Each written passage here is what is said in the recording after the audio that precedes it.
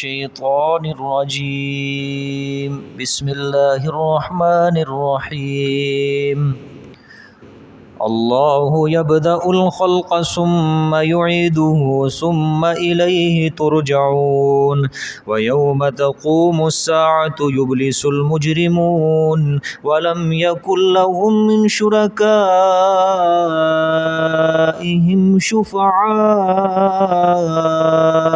وكانوا بشركائهم كافرين ويوم تقوم الساعة يومئذ يتفرقون فأما الذين آمنوا وعملوا الصالحات فهم في روضة يحبرون وأما الذين كفروا وكذبوا بآياتنا ولقاء الآخرة فأولئك في العذاب محضرون فسبحان الله حين تمسون وحين تصبحون وله الحمد في السماوات والأرض وعشيا وحين تظهرون يخرج الحي من الميت ويخرج الميت من الحي ويحيي الأرض بعد موتها وكذلك تخرجون ومن آياته أن خلقكم من تراب ثم إذا أنتم بشر تنتشرون ومن آياته أن خلق لكم من أنفسكم أزواجا لتسكنوا إليها وجعل بينكم مودة ورحمة إن في ذلك لآيات لقوم يتفكرون ومن آياته خلق السماوات والأرض واختلاف ألسنتكم وألوانكم إن في ذلك لآيات للعالمين ومن آياته منامكم بالليل والنهار وابتغاؤكم من فضله إن في ذلك لآيات لقوم يسمعون ومن آياته يريكم البرق خوفا وطمعا وينزل من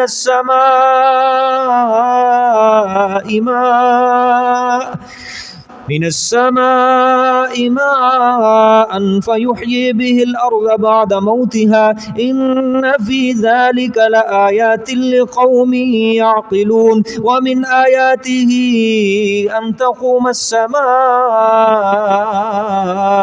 والأرض بأمره ثم إذا دعاكم دعوة من الأرض إذا أنتم تخرجون وله من في السماوات والأرض كل له قانتون وهو الذي يبدأ الخلق ثم يعيده وهو أهون عليه وله المثل الأعلى في السماوات والأرض وهو العزيز الحكيم ضرب لكم مثلا من أنفسكم هل لكم مما ملكت أيمانكم من شركاء فيما رزقناكم فأنتم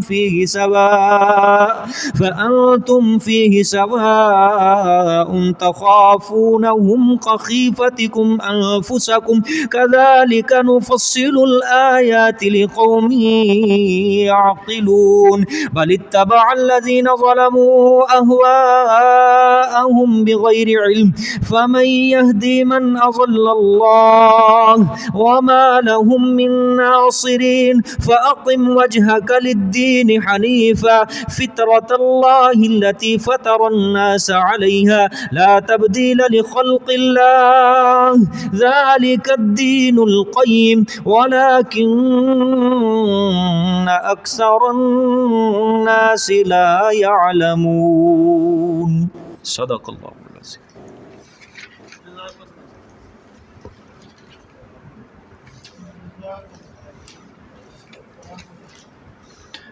کل کے سبق میں اللہ پاک نے سورت کے شروع میں مومنین کو وعدہ دیا کہ اگر تم مسئلہ توحید پر کاربند رہے، مستقیم رہے، تو میں تمہیں مشرکین کے اوپر غلبہ ضرور دوں گا، اور جس دن میں تمہیں غلبہ دوں گا پھر اس دن تم سارے ایمان لانے والے خوش ہو جاؤ گے۔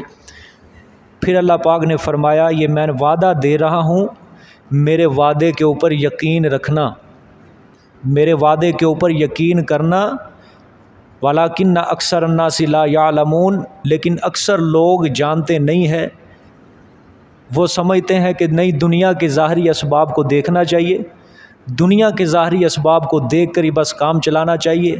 اللہ کے وعدے پتہ نہیں کب سچے ہوتے ہیں نہیں ہوتے، کیونکہ وہ نظر نہیں آتے، اللہ نظر نہیں آتا، اس لیے دنیا کے ظاہری اسباب ان کو نظر آ رہے ہیں، ان کی یقین، ان کا ایمان دنیا کے ظاہری اسباب کے اوپر ہے۔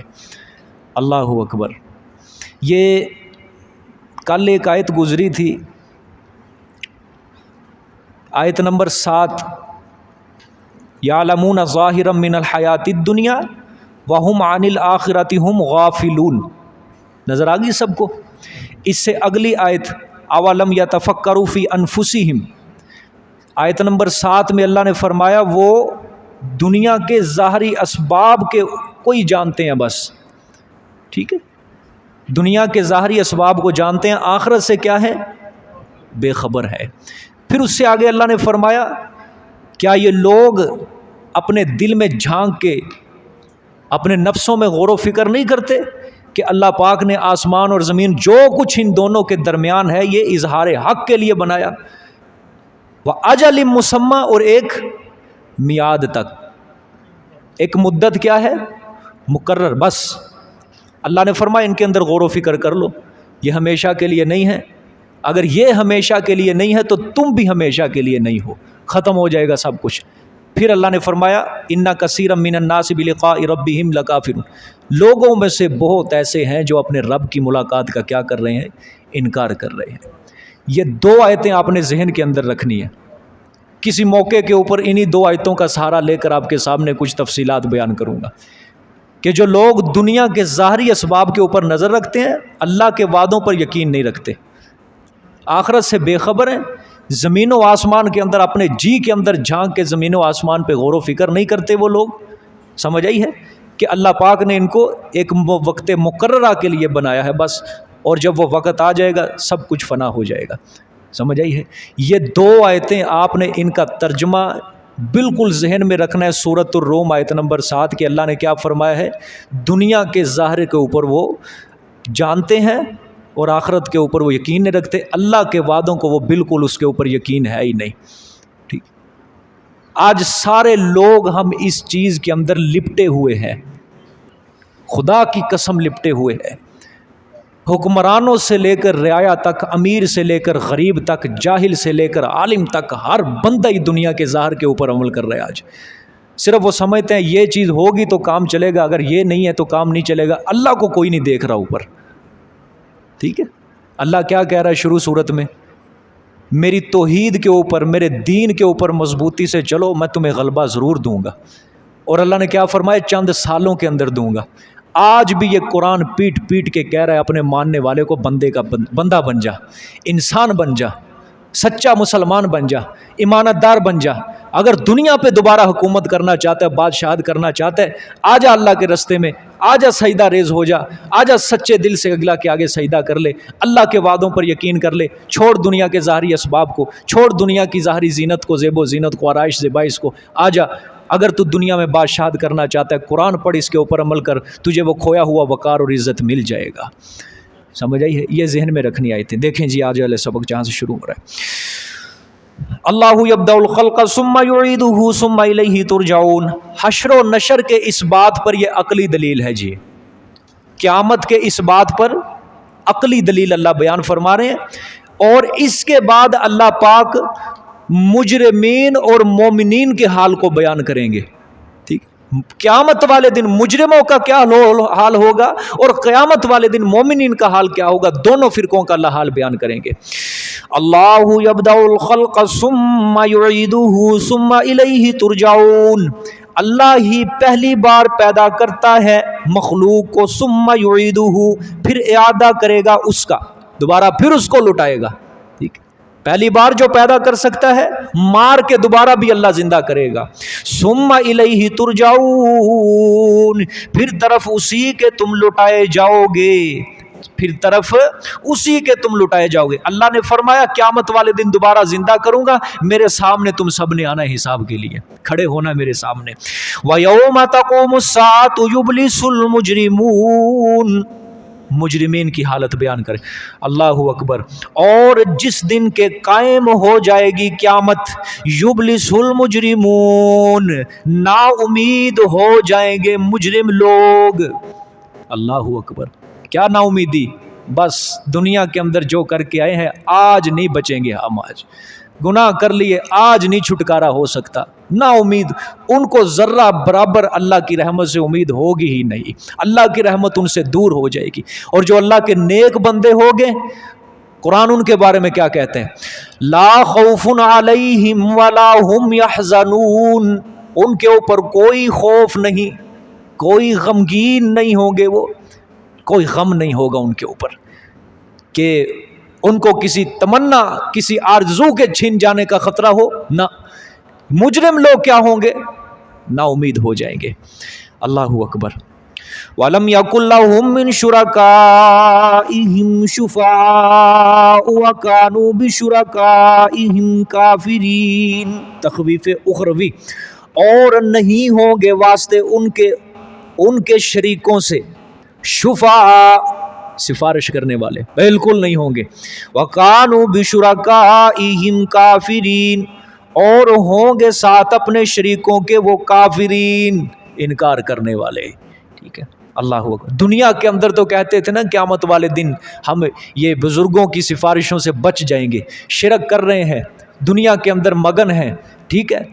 اور امیدیں لگا کے بیٹھے تھے کہ یہ سفارش کریں گے. قیامت والے دن کوئی سفارش ہی نہیں اللہ نے فرمائے پائیں گے، کوئی خالی ہاتھ بیٹھ جائیں گے اور وہ اپنے شریکوں کا انکار کر بیٹھیں گے. ربا ہم نے تو کوئی شرک نہیں کیا، ہم کون سے ان کو معبود مانتے تھے، ہم تو تیری عبادت کرتے تھے، تیری تعظیم، تجھے خوش کرنے کے لیے ان کی تعظیم کرتے تھے. ربا ہم تو ان کو الہ نہیں مانتے تھے. مکر جائیں گے. ٹھیک ہے. لیکن وَيَوْمَ تَقُومُ السَّاعَةُ يَوْمَئِذٍ يَتَفَرَّقُونَ، اور جس دن کے قائم ہوگی قیامت، یومئذ یتفرقون، اس دن لوگ ہوں گے قسم قسم کے، یتفرقون فرقہ فرقہ، قسم قسم کے. ٹھیک ہے. مراد اس سے یہ ہے اہل جنت کو اللہ الگ کر دے گا، اہل جہنم کو اللہ الگ کر دے گا. اللہ اکبر. آپ ذرا غور کریں، اس دنیا کے اندر جب بھیڑ اکٹھی ہوتی ہے نا، بھیڑ لوگوں کی، اس میں ہوتا ہے شور شرابہ. کیا ہوتا ہے؟ جو مرضی کر لو، یہ محفلیں بڑی بڑی سجتی ہیں، عوام شور ڈال رہی ہے. جہاں عوام کا جم غفیر ہوگا شور ڈال رہے ہوتے ہیں وہاں پہ وہ ہر کوئی آپس میں ایک دوسرے سے باتیں کر رہا ہے، دل بہرا رہا ہے، فلانا فلاں، جس مرضی جگہ کے اوپر چلے جاؤ. لیکن قیامت کا حال ذرا دیکھو، وہاں کسی کی زبان بھی نہیں کھلے گی اللہ کے سامنے. ہر کوئی مجبور ہوگا وہاں پہ، کسی نبی کی، کسی ولی کی، کسی گدی نشین کی زبان نہیں وہاں چلے گی. وہاں صرف میرے رب کی سچی حکومت ہوگی. آگے دکھائے، اس کے سامنے مقابلہ کر کے دکھائے. دنیا کے اندر تو بڑے بڑے فرعون آئے، بڑے بڑے شداد آئے، بڑے بڑے قارون آئے، بڑے بڑے حامان آئے، جن کو اپنی دولتوں کے اوپر ناز تھا، مغرور تھے. بڑے بڑے متکبر، بڑے بڑے جبار آئے تھے دنیا کے اندر، خدا سے مقابلہ کرنے والے آئے تھے، ظالم انسان. اور آج دیکھ لو، آج ہر ملک کی پارلیمنٹ کے اندر خدا کی حاکمیت کو ختم کیا جا رہا ہے. یہ کس سے مقابلہ ہے؟ بولو. یہ خدا سے مقابلہ ہے. پوری کائنات کے اندر زمین، پوری کائنات کے سامنے یہ زمین جو ہمارا ٹکڑا ہے، اللہ کے سامنے یہ ذرے برابر بھی نہیں ہے یہ. اور اس کے اندر اللہ نے انسان کو پیدا کیا، اور یہ انسان کہاں، او ساتوں آسمان نیچے مقابلہ کر رہا ہے خدا سے. اور جس کے بارے میں اللہ قرآن میں کہتا ہے ہم نے انسان کو کمزور پیدا کیا ہے، اور اس کو اپنی کمزوری کے اوپر ہی فخر ہو گیا، اس کو غافل سمجھ بیٹھا، اپنے آپ کو طاقتور سمجھ بیٹھا، اور خدا کے قانون کو ختم کر کے اپنے قانون داخل کرنا چاہتے ہیں. یہ کہتے ہیں ہمارے وطن کو نقصان نہ پہنچے، ہمارے وطن کا قانون ہے، اللہ کا قانون ختم ہوتا ہے ختم ہو جائے، محمد صلی اللہ علیہ وسلم کا پیغام ہم اپنی سرحدوں سے باہر نکال دیں گے، لیکن وطن کے لیے جو بھی ہوتا ہے ہم وہ کریں گے۔ سمجھ آئیے؟ یہ خدا سے مقابلے کر رہے ہیں۔ قیامت والے دن لگ جائے گا پتہ، جب جسم پہ لباس بھی نہیں ہوگا، جسم ڈھکنے کے لیے بھی کوئی جگہ، پھر وہاں میرے رب کی حکومت ہوگی، پھر وہاں پہ مقابلے کر کے دکھانا، پھر دیکھ لیں گے ہم تمہیں سارے۔ اللہ اکبر، سمجھ آئی ہے؟ ہاں، اللہ نے فرمایا کتنے فرقے؟ 2، اہل جنت الگ، اہل جہنم الگ۔ اب دونوں کے بارے میں اللہ پاک نے اہل جنت کو بشارت اور اہل جہنم کو تخویف۔ فَأَمَّا الَّذِينَ آمَنُوا وَعَمِلُوا الصَّالِحَاتِ فَهُمْ فِي رَوْضَةٍ يُحْبَرُونَ، پس بہرحال وہ لوگ جو ایمان لائے اور نیک عمل کیے، فَهُمْ فِي رَوْضَةٍ يُحْبَرُونَ، پس وہ بیچ باغات کے انعامات دیے جائیں گے۔ جنت میں اللہ نے فرمایا داخل کریں گے، جنت میں ہم انعامات سے نواز دیں گے ان کو۔ آگے تخویف اخروی، وَأَمَّا الَّذِينَ كَفَرُوا وَكَذَّبُوا بِآيَاتِنَا وَلِقَاءِ الْآخِرَةِ فَأُولَٰئِكَ فِي الْعَذَابِ مُحْضَرُونَ، اور بہرحال وہ لوگ جنہوں نے کفر کیا اور جھٹلایا ہماری آیات کو، وَلِقَاءِ الْآخِرَةِ، اور ملاقات آخرت کی کو، فَأُولَٰئِكَ فِي الْعَذَابِ، پس یہی لوگ بیچ عذاب کے، محضرون، حاضر کر دیے جائیں گے، جہنم میں ڈال دیا جائے گا۔ فَسُبْحَانَ اللَّهِ حِينَ تُمْسُونَ وَحِينَ تُصْبِحُونَ، پس پاکیاں بیان کرو، تم اللہ کی پاکیاں بیان کرنا، حین تمسون، جس وقت کے شام کرو تم، وحین تصبحون، اور جس وقت کے صبح کرو تم۔ سمجھے یہ کیا بن گیا؟ سارا ربط ٹوٹ گیا۔ یہ پیچھے اللہ تعالیٰ کیا بیان کر رہے ہیں اور اللہ پاک کہہ رہے ہیں پاکیاں بیان کرو۔ ٹھیک ہے، کیا ہے یہ؟ ربط، بے ربط ہو گیا ہے کلام، بالکل بظاہر کوئی ربط نظر ہی نہیں آ رہا اس کا، کہ پیچھے عذاب کا ذکر ہے اور اب اللہ کہہ رہے فسبحان اللہ، اللہ پاک ہے، اللہ کی پاکیاں بیان کرو صبح و شام۔ کچھ سمجھ آئی بات؟ سمجھو بات۔ یہ اس کا جواب یہ ہے کہ اللہ نے پچھلی آیتوں میں فرمایا ہے یومئذ یتفرقون، کہ قیامت والے دن فرقے 2 ہو جائیں گے، اہل جنت الگ اور اہل جہنم الگ۔ ایک فرقہ اللہ نے بتایا کہ اس کے ساتھ ہے میرا جنت کا وعدہ، دوسرا فرقہ اس کے ساتھ ہے میرا جہنم کا وعدہ۔ ایک فرقے کے لیے اللہ کا وعدہ ہے اور دوسرے فرقے کے لیے اللہ کی وعید ہے۔ ایک کے لیے وعدہ جنت، وعید جہنم ہے، اور اللہ کے عذاب اور رحمت کا ذکر ہے پچھلی آیتوں میں، اللہ کے عذاب اور رحمت کا ذکر ہے۔ اب اللہ پاک نے وہ مسئلہ بیان فرمایا ہے جس کے ذریعے انسان اللہ کے عذاب سے بچ جائے اور اللہ کی رحمت کا مستحق ہو جائے۔ سمجھ آئی؟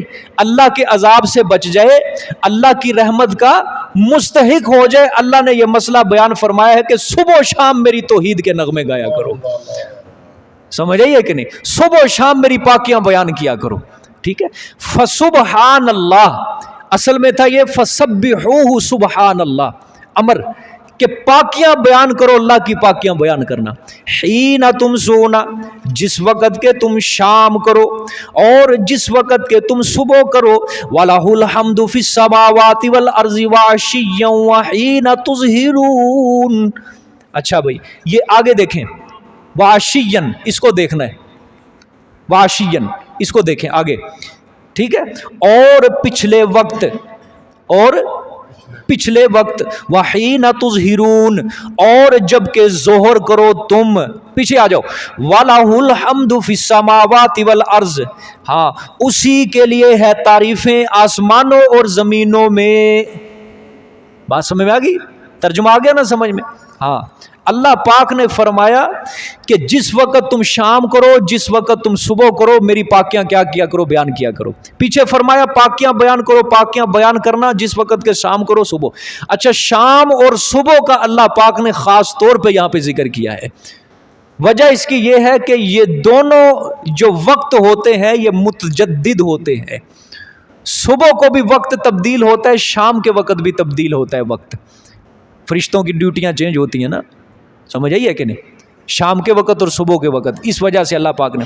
اچھا، اور دوسری بات یہ ہے کہ یہاں سبحو سے مراد ہے، مفسرین کا اس بات کے اوپر اتفاق ہے کہ قرآن پاک میں اس آیت میں 5 نمازوں کا ذکر ہے۔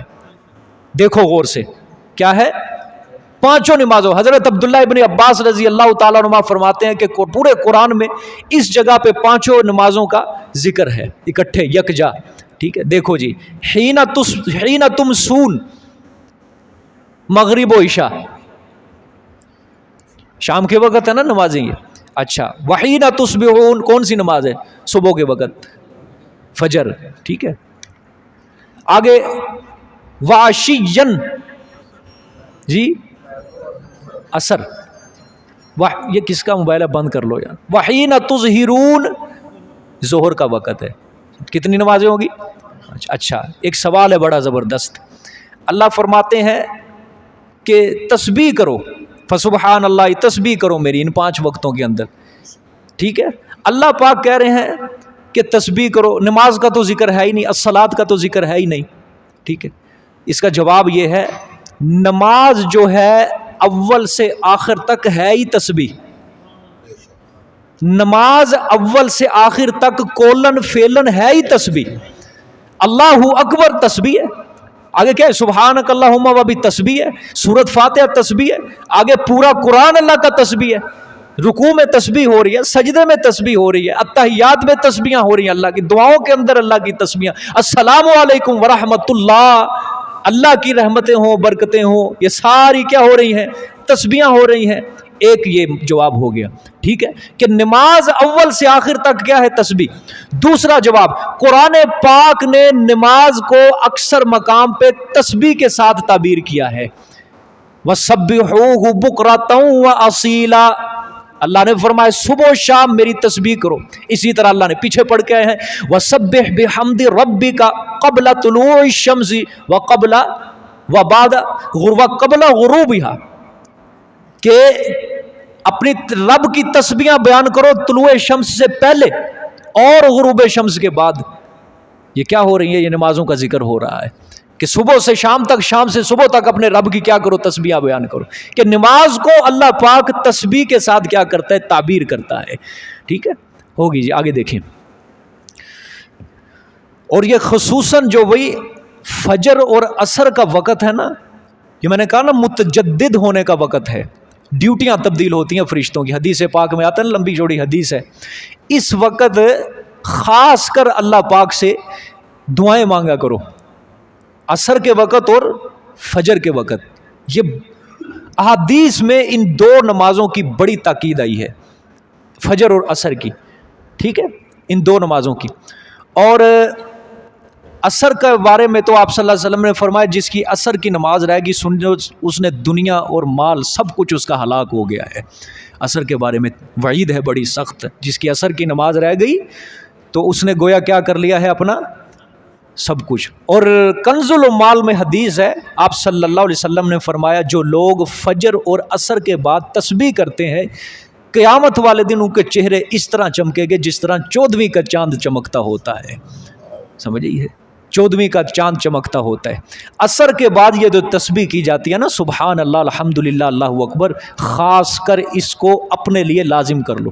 ہے تو سنت لیکن اپنے اوپر کیا کر لو؟ لازم کر لو. جس طرح کے ہمارے آج اعمال ہیں نا، اس کو اپنے اوپر کیا کر لو؟ لازم کر لو.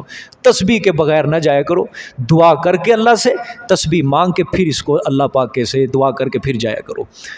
بس میں یہ کہ نہیں، بعض لوگ ایسے پتہ نہیں کیسے وہ طبیعتیں ہیں ان کی کہ فجر کی نماز ہے، دعا کے بغیر اٹھ کے، دعائیں مانگے بغیر اٹھ کے جا رہے ہیں، پتہ نہیں کیا کر رہے ہیں. زور کی نماز ہے، دعا ہی نہیں مانگی، اٹھ کے چلے گئے. عصر کی نماز ہے، تسبیح نہیں کی، کچھ بھی نہیں کیا، اٹھ کے چلے گئے. احسان کرتے ہیں وہ اللہ کے اوپر، آ کے احسان کرتے ہیں. نماز پڑھی ہے ہم نے، بوجھ اتارنے کے لیے آ جاتے ہیں. وہ تواضع لے کر مسجد میں نہیں آتے. جو بندہ تواضع کے ساتھ مسجد میں آتا ہے اس کا مسجد سے پھر دوبارہ نکلنے کا دل نہیں کرتا. یہ بات میری یاد رکھنا. جو بندہ دل کو جھکا کے اللہ کے لیے آتا ہے نا، وہ ایک اللہ کی رحمت کا حصہ لے کر پھر جاتا ہے، اس کا نکلنے کو دل نہیں کرتا. پھر جب نکل تو جاتا ہے پھر وہ دوبارہ کہتا ہے ربا کب دوبارہ نماز کا وقت ہے، میں دوبارہ ادھر تیرے در پہ حاضری دوں. سمجھ آئیے کہ نہیں؟ ہاں، نکلتے مسجد سے ایسے جس طرح مچھلی پانی سے باہر آ چکی ہے. حالانکہ میرے پیغمبر نے فرمایا مومن کا مسجد میں دل اس طرح لگتا ہے جس طرح پانی کے اندر مچھلی کا دل لگتا ہے. اور گناہگار کا دل مسجد کے اندر نہیں لگتا، وہ اس کا دل اس طرح لگتا ہے جس طرح مچھلی کو پانی سے باہر نکال دیا جائے. وہ کہتا ہے بس کب جا کے میں دوبارہ گناہوں کے اندر ملوث ہو جاؤں، میں کب جا کے دوبارہ گندگی جا کے اندر پڑ جاؤں، دنیا کے اندر پڑ جاؤں. سمجھ آئیے؟ جس طرح کہا علامہ اقبال نے، کتنی عجیب ہے یہ گناہوں کی جستجو اقبال، نماز بھی جلدی پڑھتے ہیں پھر سے گناہ کرنے کے لیے. نماز بھی جلدی پڑھتے ہیں پھر سے گناہ کرنے کے لیے. نماز پڑھ رہے ہیں پھر بھی دھیان ادھر ہے، نماز پڑھ رہے ہیں دنیا کی طرف دھیان ہے، نماز پڑھ رہے ہیں پھر بھی ادھر کی طرف. بھائی 10-15 منٹ کے لیے آنا ہے نماز پڑھنے کے لیے، یہاں بھی تم سوچیں ادھر ادھر گھما کے چل. کیا فائدہ؟ اللہ نے ایسے سجدوں کا کیا کرنا ہے؟ اللہ نے ایسے رکوع کا کیا کرنا ہے؟ اللہ نے ایسی نماز کا کیا کرنا ہے؟ حدیث پاک میں آتا ہے جو بندہ نماز بس سر سے اتار کے پڑھ جاتا ہے تو وہ نماز جو ہے بد دعا کرتی ہے اس کو کہ ربا جس طرح اس نے مجھے برباد کیا ہے تو بھی اس کو برباد کر دے. پھر وہ نماز اوپر اٹھتی ہے، یوں آسمان کی طرف جاتی ہے، آسمان کے دروازے اس نماز کے لیے بند کر دیے جاتے ہیں، قبول ہی نہیں ہوتی.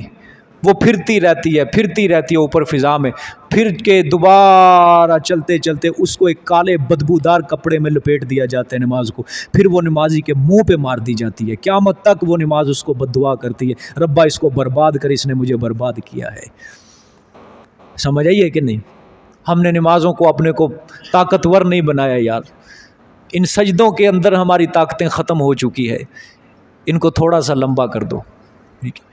یہ فرض والے جو سجدے تمہیں حاصل ہوں گے نا، جب تم سنتوں کے اوپر عمل کرو گے پھر یہ حاصل ہوں گے.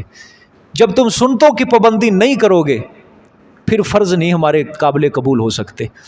اپنی نمازوں کو درست کرو، مسجد کے اندر اپنا زیادہ وقت صرف کیا کرو دنیا کی بجائے. پہلے آؤ، جو ہی اذان ہو فوراً مسجد کی طرف دوڑ پڑو اور پہلی صفوں کے اندر نماز پڑھا کرو، پہلی صف کے اندر. سمجھ آ گئی؟ گھر سے یہ یقین گھر میں سے لے کر آؤ، جب گھر سے نکلتے ہو نا اذان کے بعد، تم یہ یقین لے کے چلو میں نے پہلی صف کے اندر حاضر ہونا ہے، میں نے پہلی صف میں بیٹھنا ہے. حضور صلی اللہ علیہ وسلم نے فرمایا پہلی صف والوں پہ اللہ کی رحمت زیادہ برستی ہے. تم ایک ہفتہ پہلی صف میں نماز پڑھ کے دیکھو پھر تمہارے دلوں میں نور برستا اللہ کا. ہے نا تجربہ؟ دل نرم ہوتے ہیں انسان کے. پہلی صف میں نماز پڑھو آ کے. جب نوجوان آئیں گے نا اس پہلی صف میں نماز پڑھنے کے لیے، نوجوان، پھر میں سمجھوں گا بس وہ اب دور دوبارہ بیدار ہونے والا ہے. اب دوبارہ اللہ پاک نے قرآن پاک کے اثر ان کے دلوں میں رکھ دیا ہے. ٹھیک ہے؟ پہلی صف کسی کے باپ کی جاگیر نہیں ہے. یہاں جو پہلے آ گیا بس گیا، اس کو ہمارا حق نہیں ہے کہ تو پیچھے اب میں ادھر بیٹھنا ہے. جوان، ہاں بچہ ہو کوئی نابالغ ہو اس کو پیچھے بھیج دیں، کیونکہ یہ حدیث میں کوئی جوان آ کے بیٹھ جائے، کوئی بوڑھا آ جائے، کوئی بڑا آ جائے، پہلی صف کے اندر آ کے بیٹھ گیا بس وہ اس کی جگہ ہے، اس کو نماز پڑھنے دو، بجائے اس کے کہ اس کو اٹھا کے پیچھے کرو. پھر دوسری صف میں اگر تمہیں جگہ نہیں ملی دوسری صف میں. اور الحمدللہ بڑا اچھا اب ماحول بنتا جا رہا ہے، اللہ کا شکر ہے کہ لوگ آتے ہیں ادھر ادھر نہیں بکھرتے، پہلی صف کو پورا کرتے ہیں، پھر دوسری صف کو پورا کرتے ہیں، پھر تیسری صف کو پورا کرتے ہیں. اللہ کا شکر ہے بہت زیادہ، اللہ کا شکر بہت زیادہ. سالوں بعد اب یہ ماحول درست ہونے لگا ہے، سالوں بعد. آپ کو پتہ ہے نا ماحول سنوارتے بڑی دیر لگتی ہے. میرے پیغمبر نے 13 سال محنت کی تھی مکہ میں، 13 سال. پھر مدینہ آئے، پھر جماعتیں پڑھنے لگی تھی. محنت لگتی ہے ہر کام کے اوپر. یہ نہیں کہ آج کہو تو کل شروع ہو جائے وہ کام، اس کے اوپر عمل کرو. اللہ ہی دل پھیرتا ہے. سمجھ آئیے کہ نہیں؟ الحمدللہ نمازوں کے اندر مجھے اب یقین ہو چکا ہے، اب پکا سب پابندی کرنے لگ گئے ہیں. بس دوڑ ہے ہر کسی کی مسجد کی طرف، دوڑ ہے ہر کسی کی. تکبیر اولیٰ کا اب ہر کسی کے دل کے اندر ایک محبت پیدا ہو چکی ہے. بچے کے دل کے اندر یہ شعور پیدا ہو چکا ہے کہ میری تکبیر اولیٰ نہیں چھوٹنی چاہیے. ہر کسی کے دل میں. میں پچھلے دنوں ایک بندہ ہمارا بیمار ہو گیا کلاس کا، ہسپتال کے اندر داخل 3 دن تک رہا. 2 دن تو اس نے ڈرپ اتار کے تکبیر اولیٰ کے ساتھ بھی نماز پڑھتا رہا. وہ سبحان اللہ، ہسپتال میں داخل ہے، سخت بیماری میں مبتلا ہے. ڈاکٹر کو کہتا تھا میری ڈرپ اتار، میری تکبیر اولیٰ چل رہی ہے. ڈاکٹر اس کو کہتا بابا ادھر ہی بیٹھا رہا، کدھر جا رہا ہے؟ اس نے کہا نہیں میری تکبیر اولیٰ. اخیر بیچارے کی تیسرے دن تکبیر فوت ہو گئی. میں اس کا پتہ لینے گیا، وہ رویا دھاڑے مار مار کے پورے وارڈ کے اندر ہسپتال میں، میری تکبیر چلے گی، میری تکبیر چلے گی۔ پھر میں نے اسے کہا فکر نہیں کرنا، پریشان نہیں، شیطان کو خوش نہیں کرنا، تو نے اللہ کو خوش کرنا ہے، دوبارہ شروع کر دے، کوئی نہیں، یہ اللہ کی طرف سے آزمائش ہوتی ہے کہ بیماری بھیجتا ہوں، اس کے اوپر تکبیر ٹوٹے گی، دیکھتا ہوں اس کے دل کے اندر کوئی درد اٹھتا ہے نہیں، بس وہ امتحان کے اندر تو کامیاب ہو چکا ہے، دوبارہ شروع کر دے، کوئی مسئلہ نہیں ہے۔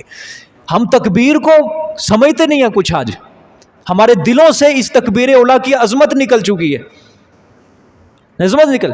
ایک بہت بڑے بزرگ تھے نظام الدین بلخی رحمۃ اللہ علیہ، ایران کا علاقہ ہے بلخ، زندگی میں کبھی تکبیر نہیں ان کی فوت ہوئی تھی، ایک بار ان کی تکبیر فوت ہوگی، پورے علاقے میں، پورے ایران کے اندر مشہور ہو گئے، وہ فلانے جو اللہ والا ہے اس کی تکبیر اولیٰ کبھی فوت نہیں ہوئی ہے۔ ایک بار اس کی تکبیر اولیٰ فوت ہوگی، 10,000 بندہ اس کی تکبیر اولیٰ کی وہ تعزیت کرنے کے لیے گیا، تیری تکبیر فوت ہو گئی، پورا 10,000 بندہ اس کے پاس افسوس کرنے کے لیے گیا، بابا تیری تکبیر فوت ہوگی، ہمیں بڑا افسوس ہے۔ کچھ دنوں کے بعد اس کا بیٹا فوت ہو گیا، اس اللہ والے کا سگا بیٹا، پورا بلخ بیٹے کے جنازے میں پہنچ گیا، پورا شہر، پورا علاقہ۔ اس نے بیٹے کے جنازے پہ کھڑے ہو کے عوام کو بست کیا، اوے بھائی مانو میرا بیٹے کی وفات ہوئی ہے، پورا بلخ اٹھ کے آ گیا، میرے تکبیر اولیٰ فوت ہوئی تھی، صرف 10,000 بندے آئے تھے میری تکبیر اولیٰ کی تعزیت، میری تکبیر اولیٰ کا افسوس کرنے کے لیے صرف 10,000 بندے، اتنے کم، اور میرے بیٹے کی وفات کے اوپر پورا بلخ اٹھ کے آ گیا۔ یعنی تمہیں اس کا زیادہ افسوس لگا میرے بیٹے کی وفات کا، تمہیں اس کا افسوس نہیں لگا جو میری تکبیر اولیٰ فوت ہوئی تھی۔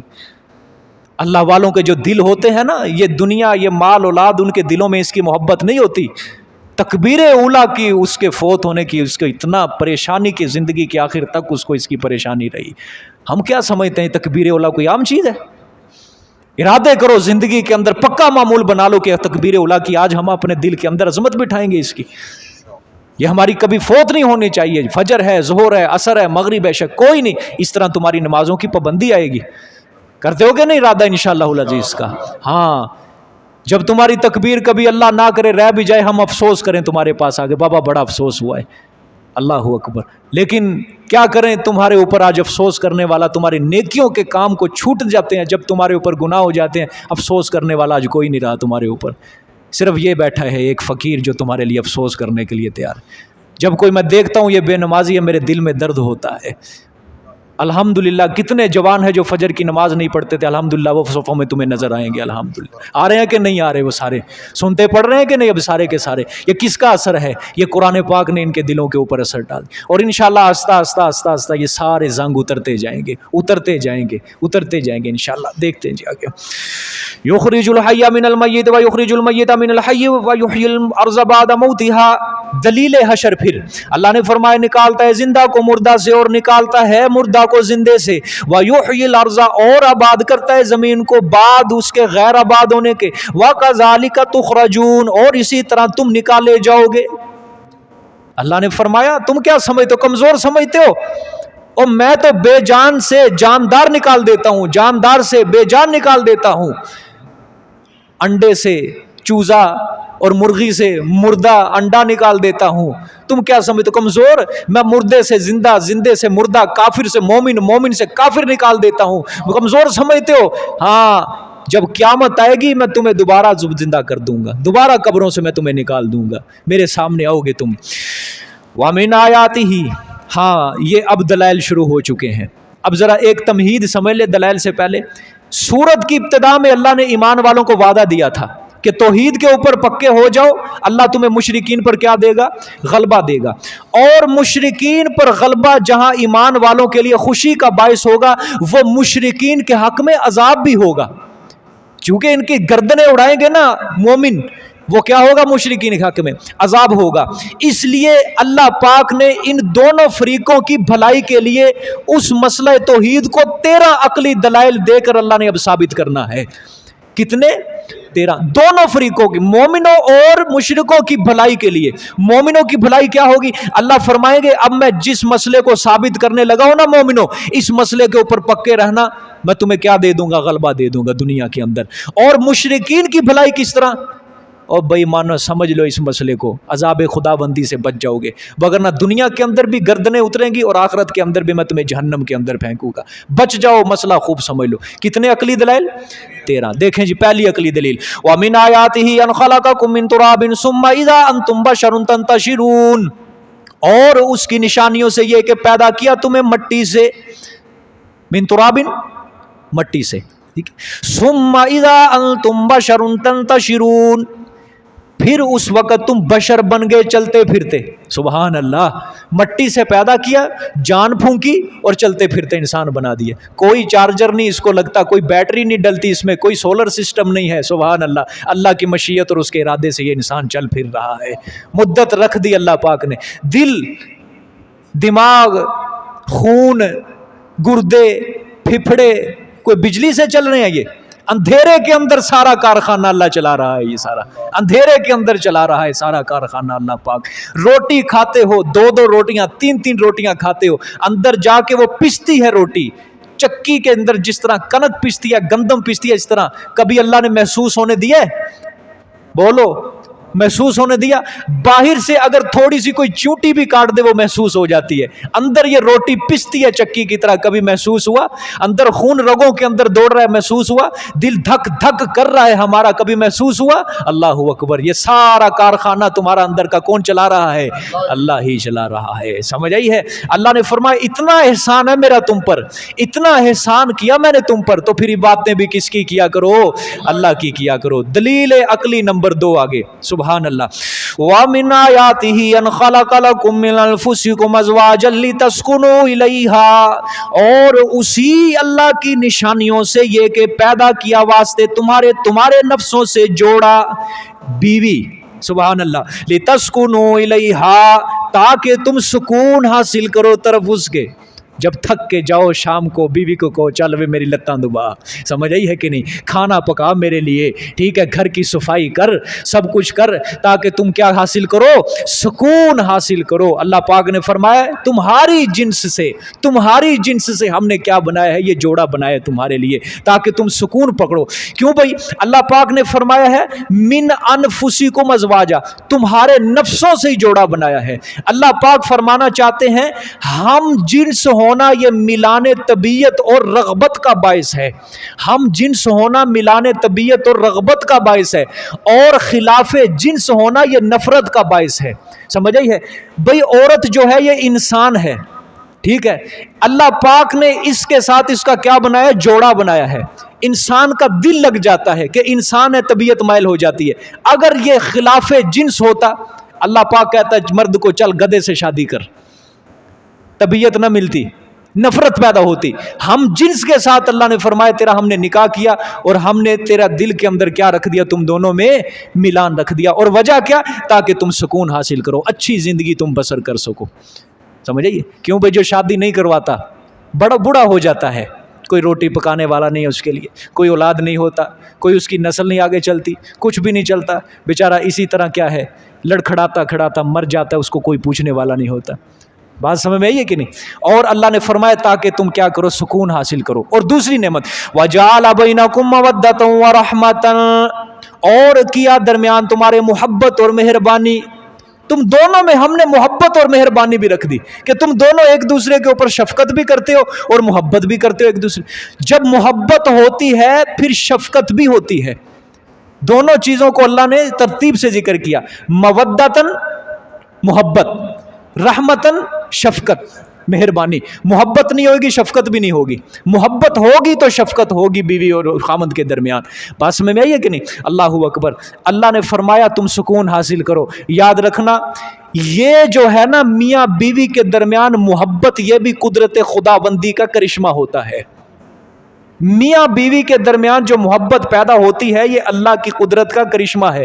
اللہ چاہے گا ان کے درمیان محبت پیدا کر دیتا، اللہ نہیں چاہتا تو محبت پیدا نہیں ہوتی۔ ٹھیک ہے، سمجھ آئیے کہ نہیں؟ اور اللہ نے فرمایا کہ ہم اپنی طرف سے تو محبت کر دیتے ہیں پیدا اپنی رحمت سے۔ جب انسان کا نکاح ہوتا ہے مولوی صاحب پوچھتے ہیں قبول ہے؟ وہ کہتا ہے جی قبول ہے۔ دوسری بار مولوی صاحب قبول ہے؟ جی قبول ہے۔ تیسری بار قبول ہے؟ او بابا کہہ تو دیا تجھے قبول ہے۔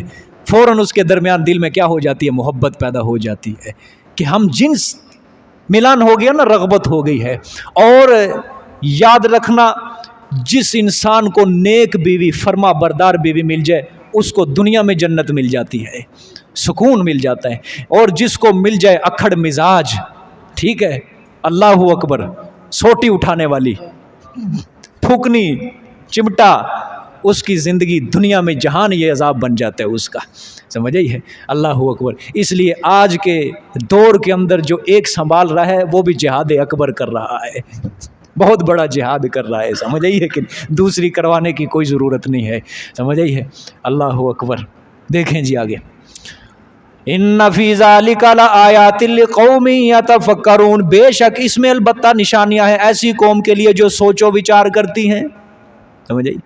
हाँ, कि अल्लाह पाक ने क्या किया है, ज़नो शोहर की मोहब्बत, ये किसका करिश्मा, अल्लाह का, कि दो चीज़ों को जोड़कर अल्लाह ने एक बना दिया, निशानियाँ हैं, ठीक है। अल्लाह अकबर। हमारे वालिद साहब एक वाक़या सुनाया करते हैं हज़रत सुलेमान अलैहिस्सलातु वस्सलाम का, कि हज़रत सुलेमान अलैहिस्सलातु वस्सलाम के दौर में एक बंदा आया। उस बंदे ने आके कहा कि हज़रत मुझे परिंदों की बोलियां सिखाओ, मुझे परिंदों की बोलियां सिखाओ। हज़रत सुलेमान अलैहिस्सलातु वस्सलाम ने उसे समझाया पहले कि बाबा ना सीख, ना सीख, तू फंस जाएगा, तुझसे बर्दाश्त नहीं होगा। उसने कहा नहीं, मुझे सिखाएं आप, मैं कर लूँगा बर्दाश्त। हज़रत सुलेमान ने फिर उसको शर्त रखी कि मैं तुझे सिखा दूंगा, लेकिन तूने ये राज नहीं किसी के ऊपर फाश करना कि मुझे परिंदों की बोलियां आती हैं। अपने बारे में तूने राज नहीं फाश करना कि मुझे परिंदे की बोलियां आती हैं, सिखा दूंगा तुझे मैं। और जिस दिन तूने राज फाश कर दिया तो उसी दिन मर जाएगा, उसी वक्त उसी दिन तू मर जाएगा। उसने कहा ठीक है, मैं ये करने के लिए तैयार हूँ, वादा है। हज़रत सुलेमान ने हाथ उठाया, अल्लाह गया, या अल्लाह इसको परिंदों की बोलियां सिखा। उसको भी परिंदों की बोलियां आ गई।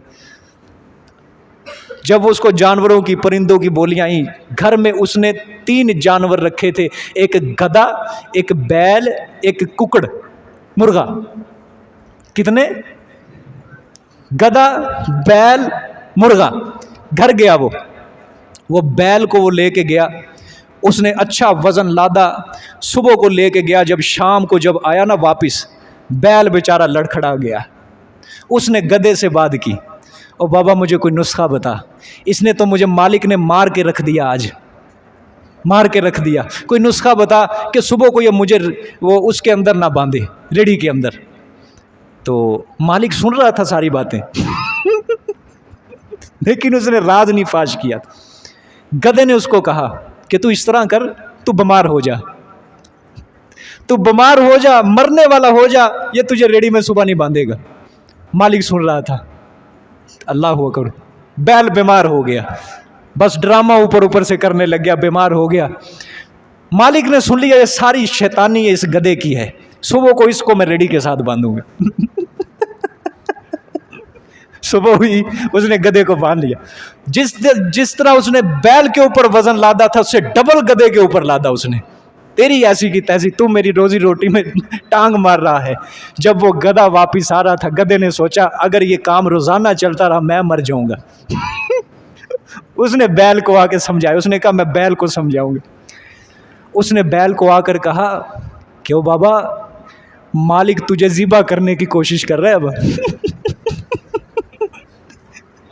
सीधी तरह उठ के भैया ना ये ड्रामे कर, तुझे सुबह को ये छुरी फेरेगा।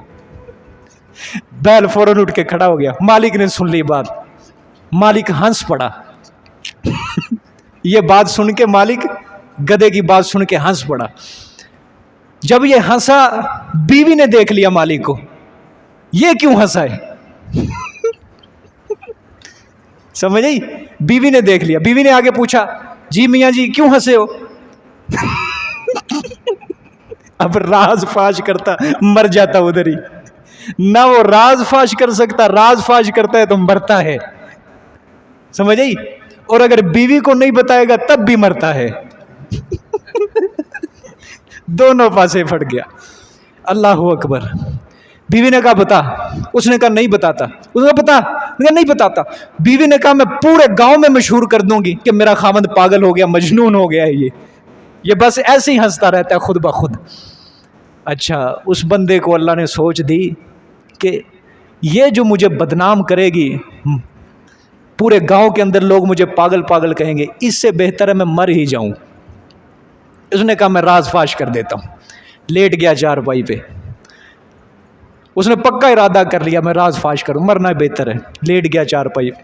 اب جو مرغا تھا وہ چھالے مار رہا ہے، کبھی اوپر کبھی نیچے، کبھی اوپر کبھی نیچے، چھت پہ کبھی سیڑھیاں چڑھ رہا ہے، کبھی گدھا اور بیل اس کو دیکھ کے کہتے ہو بھائی مانا ہمارا مالک مرنے کو ہے، تجھے خوشی ہو رہی ہے؟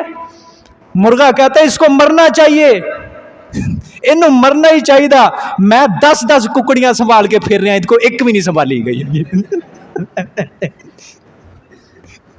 میں 10 ککڑیاں سنبھال کے پھر رہے ہیں اور اسے ایک بھی نہیں سنبھالی جا رہی ہے۔ اللہ اکبر۔ اس لیے جو ایک سنبھال رہے ہیں ان کا بھی بہت بڑا جہاد ہے، سمجھے کہ نہیں؟ دیکھیں جی آگے، وَمِنْ آيَاتِهِ خَلْقُ السَّمَاوَاتِ وَالْأَرْضِ وَاخْتِلَافُ أَلْسِنَتِكُمْ وَأَلْوَانِكُمْ إِنَّ فِي ذَلِكَ لَآيَاتٍ لِلْعَالِمِينَ۔ اللہ اکبر۔ یہ دلیل عقلی توحید نمبر 3 ہے جی، ٹھیک ہے۔ اور اسی کی نشانیوں سے پیدا کرنا آسمانوں اور زمینوں کا، وَاخْتِلَافُ أَلْسِنَتِكُمْ اور مختلف ہونا تمہاری زبانوں کا، سبحان اللہ، وَأَلْوَانِكُمْ اور تمہارے رنگوں کا، سبحان اللہ۔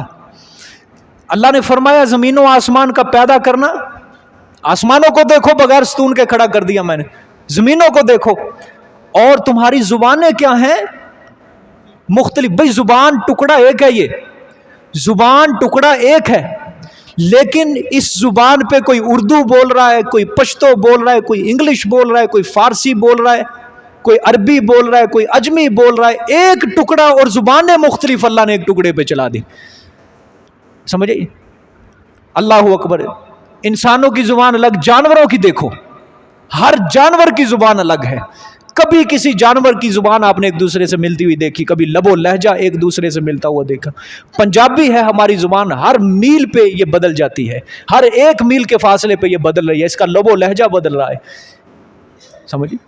یہ کس کی قدرت ہے ساری، سمجھے؟ آگے، اور وَأَلْوَانِكُمْ اور تمہارے رنگ بھی مختلف ہیں، ہم نے بنائے تمہارے رنگ، کوئی کالا، کوئی لال، کوئی گندمی، کوئی سفید، کوئی گورا، یہ سارے رنگ ہم نے بنائے ہیں۔ کیوں بھائی؟ جو چیز اللہ پاک نے بنا دی اس تخلیق کے اوپر راضی رہنا چاہیے یا نہیں رہنا چاہیے؟ بولو سارے، راضی رہنا چاہیے۔ آج ہم اللہ کی اس تخلیق کے اوپر راضی نہیں، کیوں جی؟ کچھ غلط تو نہیں کہا؟ ہاں، بڑوں کی بات نہیں کرتا۔ اللہ تمہیں یہ نظریہ دے کہ اس کی تخلیق کے اوپر راضی رہو تم۔ یہ جو لوگ ہیں، یہ آج کل جو نئی جنریشن ہے، یہ تخلیق کے اوپر راضی نہیں ہے، یہ اپنی تصویریں کھینچتے ہیں، بناتے ہیں، بڑی خوبصورت بناتے ہیں۔ اگر یہ تخلیق کے اوپر راضی ہوتے، یہ کبھی اس طرح اپنی تصویریں نہ بناتے۔ اسی طرح ہاں، کس طرح وہ گول مٹول کر لیتے ہیں، یہ کہتے ہیں اور خوبصورت ہو، اور خوبصورت ہو، اور خوبصورت ہو، سمجھ آئیے؟ یہ اللہ کی تخلیق کے اوپر راضی نہیں، شکوہ کر رہے ہیں، مولا تو نے مجھے کیوں بدصورت بنایا ہے، مجھے تو نے اس طرح کا کیوں نہیں بنایا ہے، مجھے اس طرح کا تو نے بنایا ہے، سمجھ آئیے؟ انشاءاللہ یہ راز ہیں، کچھ راز ہیں، یہ کسی موقع پہ سارے انشاءاللہ آپ کے سامنے بیان کریں گے، یہ کن کی چالیں ہیں ساری، اور کس طرح ہمارے بچوں کو آج احساس کمتری کا شکار کیا جا رہا ہے۔ آج ہماری نسلوں کے اندر یہ بات ڈالی جا رہی ہے کہ سچے خدا کو نہ مانو، اس دجال کو مانو، کیونکہ دجال کی ایک جنت ہوگی اور ایک جہنم ہوگی، سمجھ آئی؟ وہ جنت آج ساری ہمارے سامنے دکھائی جا رہی ہے، آج موبائل کے ذریعے، سوشل میڈیا کے ذریعے، جس کے اندر ہمارا نوجوان پھنس چکا ہے۔ اب یہ نکلنا بھی چاہیں کبھی نکل نہیں سکتے، خدا ان کو نکالے، خدا ان کو نکالے، لیکن اگر خود نکلنا چاہتے ہیں اچھی بات ہے، نکل جاؤ، آ جاؤ اس پھندے سے باہر، سمجھ آئی ہے؟ دیکھیں جی آگے، ان فی ذلک لآیات للعالمین، بے شک اس میں البتہ نشانیاں ہیں واسطے جہان والوں کے لیے، ومن آیاتہ منامکم باللیل والنہار وابتغاؤکم من فضلہ، اور اسی کی نشانیوں سے سونا تمہارا رات کو والنہاری اور دن کو، دن سے مراد کلولہ، اور اسی کی نشانیوں سے سونا تمہارا رات کو اور دن کو، اور درس قرآن کلاس کے اندر سبق میں بیٹھ کر، سمجھ آئی ہے؟ ہاں نعمت، ہاں وابتغاؤکم من فضلہ، اور تلاش کرنا تمہارا رزق کو بازاروں میں اس کے فضل سے، سمجھ آئیے؟ ہاں تلاش کرنا تمہارا اس کے فضل سے، کس کو تلاش کرتے ہو؟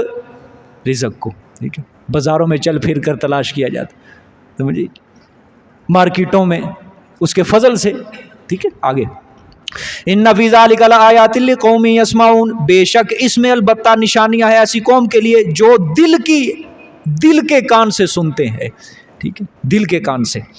ومن آیات یریکم البرق خوفا وطمعا وینزل من السماء ماء، اور اسی کی نشانیوں سے کہ دکھاتا ہے تمہیں بجلی، سمجھے، برق کا مطلب بجلی، خوفا وطمعا ڈرانے اور امید دلانے کے لیے، وَيُنَزِّلُ مِنَ السَّمَاءِ، اور اتارتا ہے آسمان سے پانی، فَيُحْيِي بِهِ الْأَرْضَ بَعْدَ مَوْتِهَا، بس زندہ کرتا ہے ساتھ اس پانی کے زمین کو اس کے بنجر ہو جانے کے بعد۔ اللہ نے فرمایا بجلی میں تمہیں دکھاتا ہوں، ایک چیز کے اندر اللہ نے دو متضاد چیزوں کو اکٹھا کیا ہے، بجلی ہے ایک چیز، دو متضاد چیزیں اکٹھی کی ہیں، خوف امید۔ ہاں کچھ لوگ دیکھ کے بجلی کو خوف سے ڈر جاتے ہیں کہ میرے اتے نہ ڈگے، سمجھے، اور کچھ لوگ امید کرتے ہیں کسان وغیرہ، سبحان اللہ اب بارش ہوگی ہماری کھیت پلے بڑھے گی، سمجھ آئی ہے؟ اللہ اکبر۔ آگے اللہ نے فرمایا اللہ آسمان سے پانی اتارتا ہے، اس پانی سے اللہ زمین کو زندہ کرتا ہے۔ آگے ان فی ذلک لآیات لقوم یعقلون، بے شک اس میں البتہ نشانیاں ایسی قوم کے لیے یعقلون جو سمجھتے ہیں، عقل رکھتے ہیں، ان کے لیے نشانیاں ہیں، میری ایک نشانیوں میں غور و فکر کیا کرو۔ وَمِنْ آیَاتِهِ أَن تَقُومَ السَّمَاءُ وَالْأَرْضُ بِأَمْرِهِ، اچھا بھئی یہ وَمِنْ آیَاتِ یُرِیکُمُ الْبَرْقَ جو گزری ہے یہ پانچویں عقلی دلیل ہے، اس سے پیچھے جو تھی وَمِنْ آیَاتِ مَنَامُکُمْ بِاللَّیْلِ یہ چوتھی عقلی دلیل ہے، ٹھیک ہے، پانچ عقلی دلیل ہے، اب یہ ہے چھٹی عقلی دلیل، اور اسی کی نشانیوں سے یہ کہ کھڑا ہے آسمان اور زمین بِأَمْرِهِ، ساتھ کس کے حکم کے؟ اللہ کے۔ دیکھ لو انسان آج اللہ فرماتا ہے میرے فضل سے میرے حکم سے کھڑا ہے، تم زمین کے اوپر کیا کر رہے ہو؟ کیا کر رہے ہو؟ میں آسمان کو تمہارے اوپر گرا دوں، جب یہ میرا حکم آ جائے میں گرا دوں، تم روک کے دکھانا۔ پچھلے دنوں بارشیں ہوئی نا، پورا نظام دھرم برم ہو گیا، جب پانی کھڑا سڑکوں کے اوپر، ہوا کہ نہیں؟ کوئی روک سکا اس کو؟ کوئی نہیں روک سکا۔ اللہ دھند یہ سردیوں کے اندر جو آتی ہے یہ اگر ڈال دے کتنا نظام دھرم برم ہوتا ہے، اللہ اکبر، کوئی روک سکتا ہے؟ نہیں روک سکتا۔ ثم اذا دعاکم دعوۃ من الارض، اللہ اکبر، پھر جب کہ بلائے گا تم کو بلانا زمین سے، ٹھیک ہے، اذا انتم تخرجون، تو فوراً تم نکل پڑو گے، ٹھیک ہے، ہاں آسمان زمین میرے حکم سے قائم ہے، اور ایک دن آئے گا میں نے ان سب کو کیا کر دینا ہے؟ تباہ کر دینا ہے، پھر میں نے آواز دینی ہے تمہیں اٹھ جاؤ اپنی قبروں سے، پھر اٹھ کے تم فوراً میرے پاس بھاگ کے آؤ گے، سمجھ آئیے، بھاگ کے آؤ گے میرے پاس فوراً۔ یہ جو آخری 10 سپارے ہیں نا، اس کے اندر اللہ سب سے زیادہ قیامت پر زور دیں گے، قیامت، جنت، جہنم کا عذاب، سب سے زیادہ اللہ کا اس پہ زور ہوگا۔ وَلَهُ مَنْ فِي السَّمَاوَاتِ وَالْأَرْضِ كُلٌّ لَهُ قَانِتُونَ، اب یہ دلیل عقلی نمبر 7 ہے، اور اسی کے لیے ہے جو کچھ آسمانوں اور زمینوں میں ہے، كُلٌّ لَهُ قَانِتُونَ، پس ساری چیزیں واسطے اسی کے فرما بردار ہیں، جھکی ہوئی ہیں، سب چیزیں اسی کے آگے کیا ہیں؟ جھکی ہوئی ہیں، جھکنے والے ہیں، تابع ہیں۔ اچھا من ہے لفظ، یہ من، ماں نہیں ہے، من ہے، ذویل عقول ہے، اللہ کی مراد ہے انسان، حیوان، جنات، ملائکہ، نبی، سارے میرے تابع ہیں، یہ سب میرے فرما بردار ہیں، یہ سب کے سب میرے آگے جھکنے والے ہیں، یہ سارے کے سارے۔ کتنی دلیلیں ہوں گی جی؟ 7۔ آگے 8ویں وَهُوَ الَّذِي يَبْدَأُ الْخَلْقَ ثُمَّ يُعِيدُهُ وَهُوَ أَهْوَنُ عَلَيْهِ، اور وہی وہ ذات پاک ہے جو پیدا کرتا ہے مخلوق کو پہلی مرتبہ، ثُمَّ يُعِيدُهُ پھر اعادہ کرے گا اس کا، وَهُوَ أَهْوَنُ عَلَيْهِ، اور وہ اعادہ آسان ہے اوپر اللہ کے، سمجھ آئی؟ دوبارہ زندہ کرنا قبروں سے وہ زیادہ آسان ہے اوپر اللہ کے۔ اللہ نے فرمایا کوئی اس کو بعید نہ سمجھنا کہ کس طرح زندہ ہو گئے، وہ زیادہ آسان ہے میرے لیے، سمجھ آئی ہے؟ وَلَهُ الْمَثَلُ الْأَعْلَىٰ، اور واسطے اسی کے ہیں صفات بلند بلند، ٹھیک ہے؟ اعلیٰ، واسطے اسی کے ہیں صفات بلند بلند آسمانوں اور زمینوں میں۔ وَهُوَ الْعَزِيزُ الْحَكِيمُ، اور وہی غالب ہے، حکمتوں والا ہے۔ اللہ ہی غالب ہے، اللہ ہی کیا ہے؟ حکمتوں والا ہے۔ ساری بلند بلند صفات کس کے لیے ہے؟ اسی کے لیے ہے۔ ہر کسی کی مشکل کو کون دور کرتا ہے؟ ہر کسی کا حاجت روا کون؟ سجدے کے لائق کس کی ذات؟ سچا معبود کون؟ اولاد کا خزانہ کس کے پاس؟ یہ ہوائیں چلانے والا کون؟ بادلوں کو ہانک کر لانے والا کون؟ کارساز و دستگیر کون؟ مشکل کشا حاجت روا کون؟ داتا کون؟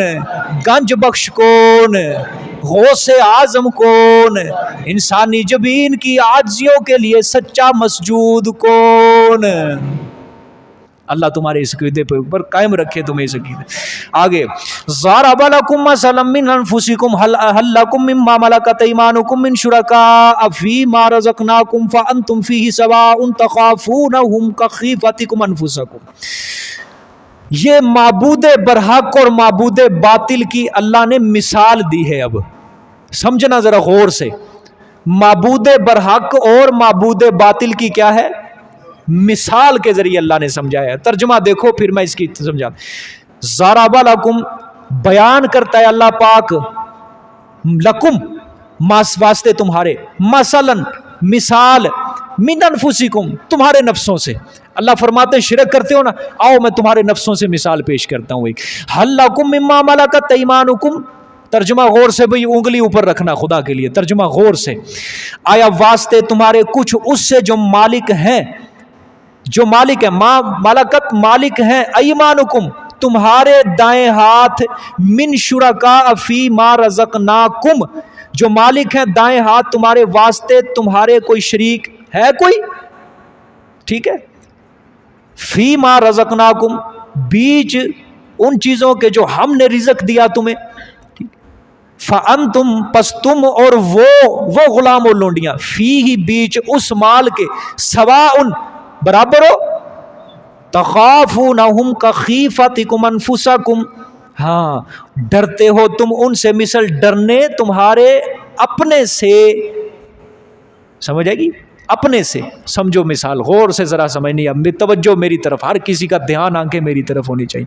بڑی مثال اللہ نے بیان کی ہے۔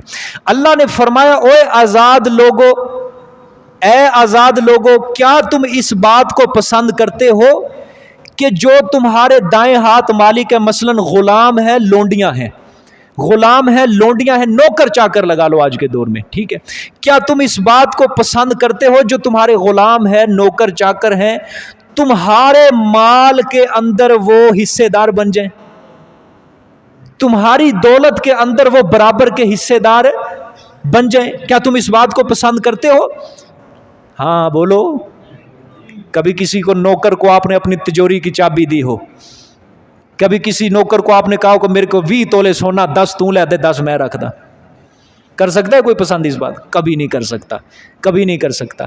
سمجھ آئیے کہ نہیں؟ جس کمرے میں تم سوتے ہو، جس طرح وہ عالی شان کمرہ ہوتا ہے، کیا تم سوچ سکتے ہو کہ نوکر کو بھی میں اسی کی طرح کمرہ دوں؟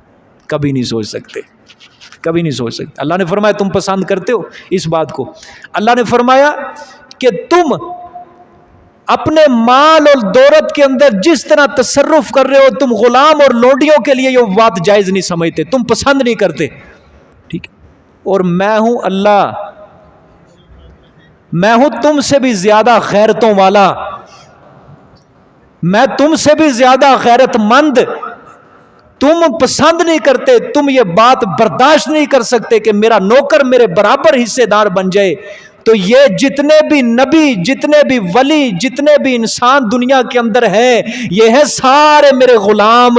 میں کس طرح برداشت کر سکتا ہوں اپنی صفتوں کے اندر ان کو شریک کروں؟